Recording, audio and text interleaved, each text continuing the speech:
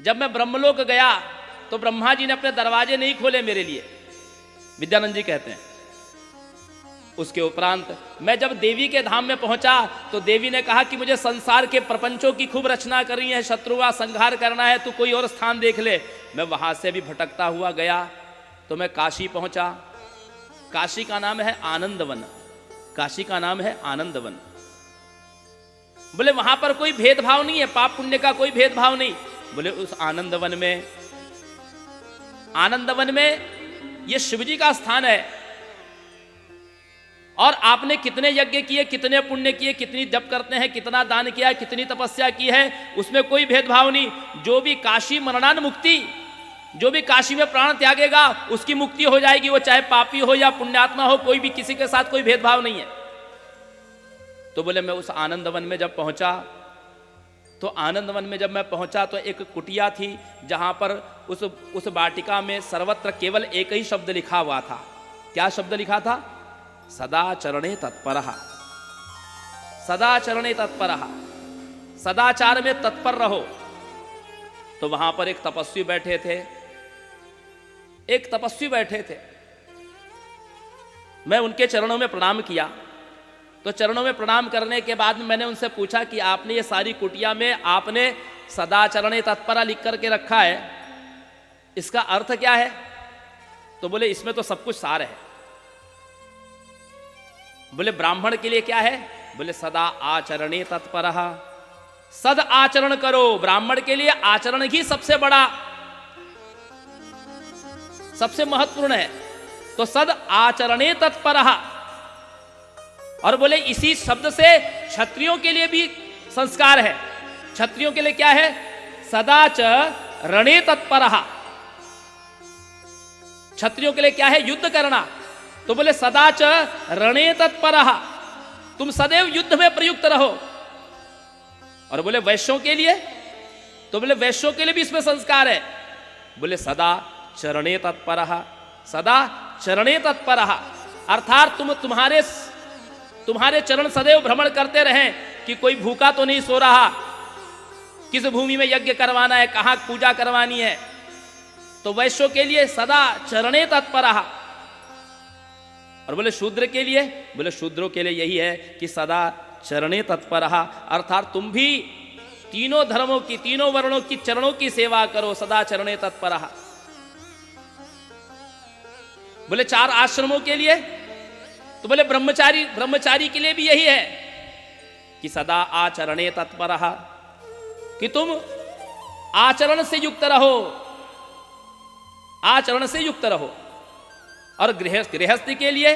बोले गृहस्थी के लिए भी यही है कि सदाचरणे चरणे भक्षणे, सदाचरणे भक्षणे तत्परः, चरणे एव भक्षणे, अर्थात तीनों आश्रमों का तुम पोषण करो, भोजन दो।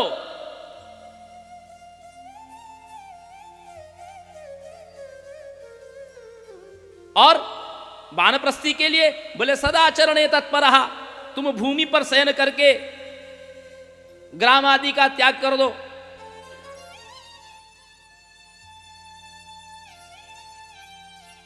सदाचरणे भूमौ, चरणे भूमौ, भूमि में शयन करो, यह वानप्रस्थी के लिए।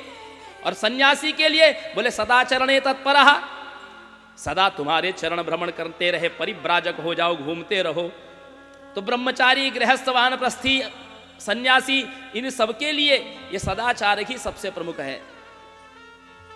बोले ये काशी जो है ना,